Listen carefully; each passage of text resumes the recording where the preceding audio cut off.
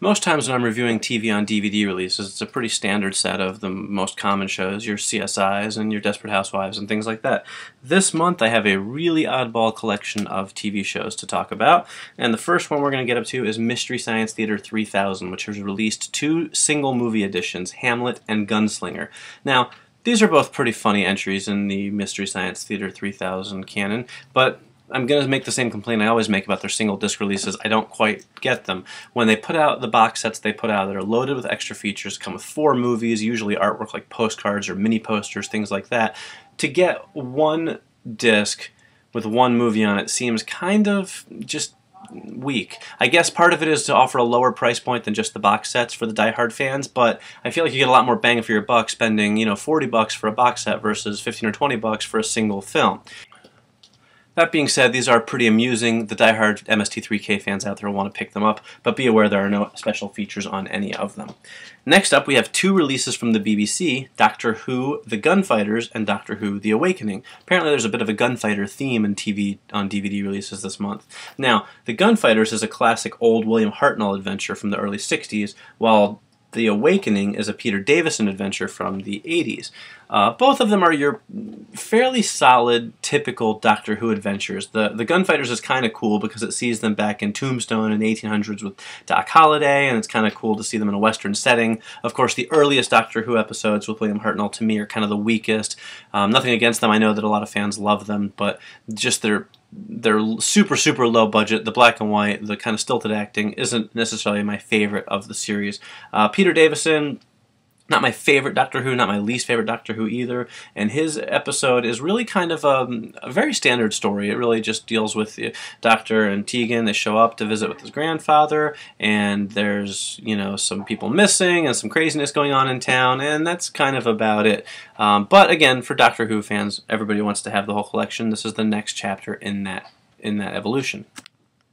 Now, as always, these come loaded with extra features, including audio commentaries, making-of featurettes, location reports, extended and deleted scenes, photo galleries, isolated music, all kinds of stuff. Each one of them really is loaded to the gills with extra features. BBC doesn't steer you wrong with their Doctor Who releases, that is for sure. Then we have Mr. Ed, the complete 5th season, I have to say. I enjoy Mr. Ed very much. I am running out of things to say about it 5 seasons in. It is a talking horse. It is a couple of people who own a talking horse. Hilarity ensues. Again, I find it to be a funny show. I think it stands up pretty well to the test of time. I just don't have anything more to say about it that I haven't already said. So, diehard Mr. Ed fans, the next season is out. Everybody else, well, if you're looking for some comedy with a talking horse, this one will definitely fit the bill. Next up, we have Squidbillies Volume 4. Squidbillies is such an odd little cartoon. I don't necessarily claim to get it, but I also don't get a lot of what Adult Swim does these days, which is too bad because I'm an adult and I swim, and I used to love everything Cartoon Network put out, and now I kind of don't. Squidbillies isn't bad. It's certainly not as annoying as something like Aqua Teen Hunger Force, but just not quite my cup of tea. I will say, for the fans out there, though, this is a great set. It includes 10 episodes, a ton of extra features, including Squidbillies' Dragon Con panel from 2010, a voiceover featurette, a couple of short features like Robot Moon, Dragon Moon Wars, and a making of America Why I Love Her. There's also a Squidbillies Freedom Hour made by Americans for Americans, and a couple other fun little goofy sort of video features you kind of have to see to get into, but fans will enjoy this package. It is loaded with extras. Lionsgate brings us 3 new TV on DVD releases this month. They're the next in the series of the releases that they've been putting out for quite some time now, and they are Boy Meets World Season 6, According to Jim, the complete 4th season, and The PJs Season 2. Now, I like Boy Meets World. I think it's a pretty good show. It's it's definitely showing some signs of aging. Clearly the sort of 90s are everywhere in this show, but it's pretty solid. The laughs are pretty funny, and it certainly is a pretty good kind of comedy for the young sort of teenage set. This season, Season 6, is the first year where the gang is at college, so that's kind of interesting. The show makes that transition fairly well, and like I said, for the Boy Meets World fans out there, certainly worth watching. No extra features on that one, unfortunately. According to Jim, on the other hand, it does include some extra features. There's a Season 4 According to Jim featurette and an According to Kids featurette. I don't hate According to Jim like many critics do. I don't think it's comedy genius, but it's a very kind of show that does what it does. It's sort of like a 90s version of The Honeymooners, although certainly not as good as The Honeymooners. It's, you know, man, wife, kids, funny jokes ensue, ha ha ha. You know, is it great? No. Does it make me chuckle sometimes? Absolutely. So, you know, a lot of hate for according to Jim out there, but it's really not that bad of a show. Then you have the PJs, of course, starring the voices of Eddie Murphy and friends. Not really a giant fan of this show. The animation is certainly impressive, the claymation sort of stuff, but the humor in the show just really didn't do it for me, and I have a feeling that's probably why it didn't last longer than it did. Again, no extra features on that one either. Next up, we have Spectacle, Elvis Costello with Season 2. Now this is a really cool release. It's on Blu-ray, looks great, sounds fantastic on Blu-ray, and this is really cool. It's basically Elvis Costello talking with fellow musicians, and there are exclusive performances. And so, yeah, I don't love every performer on this set, but I have to say there's some really cool people here hanging out with Elvis Costello, including Bono and The Edge. I'm a big U2 fan, so that was really cool. Sheryl Crow, Ron Sexsmith, Nico Case, Richard Thompson, Nick Lowe, Levon Helm, Mary Louise Parker, Lyle Lovett, John Prine, Bruce Springsteen. I mean, some big, big names in music.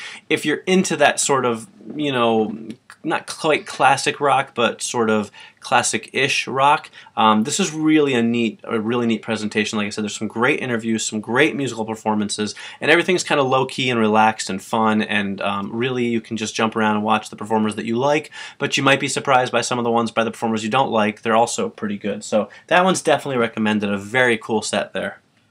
Next up, we have 3 movies from Lifetime. William and Kate, Bringing Ashley Home, and Taken From Me, the Tiffany Rubin story. William and Kate is not a wedding of William and Kate disc. It is a dramatization of their relationship. It's a Lifetime movie version of William and Kate's courtship. And, you know, for a Lifetime movie, it is what it is. It's fairly entertaining. The actors who play William and Kate, while they don't look exactly like them, seem to capture their sort of essence, and that's a good thing. And, you know, not something I would watch on my own, but I popped it on with the wife, and she enjoyed it, and I've certainly seen worse. So for those of you out there who are tired of seeing 800 DVDs that are all the footage of the wedding that you've already seen, this is certainly kind of a fun one that you can check out that gives us a little something different. The next 2 films basically are Lifetime movies that deal with abduction. There's some good casts in both of them. Bringing Ashley Home features A.J. Cook from Criminal Minds, Patricia Richardson, Jennifer Morrison from House, and Taken From Me includes Taraji P. Henson, who's, of course, a fantastic actress, and Terry O'Quinn, who's a great actor as well. Again, both of them deal with abducted children, disappeared children. They're kind of dark, not the most cheerful stories in the world.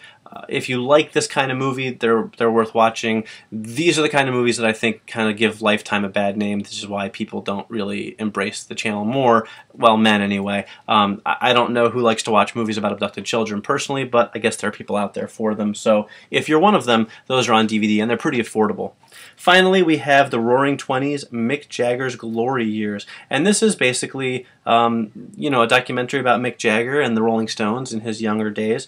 It does include some live and studio recordings, rare footage, archival interviews with Mick, a lot of rare photographs, a lot of interviews with people who knew Mick Jagger. You know, it's not authorized by Mick Jagger, so obviously there's a lot more footage that's not him than there is stuff that is him. But it does include some good music, and then there's some extra features as well, which include extended interviews, contributor biographies, and a Beyond DVD section, which really isn't anything all that special. But a pretty solid documentary about Mick Jagger, if you don't mind the sort of unauthorized feel, and it does run almost 2 hours, so some bang for your buck there.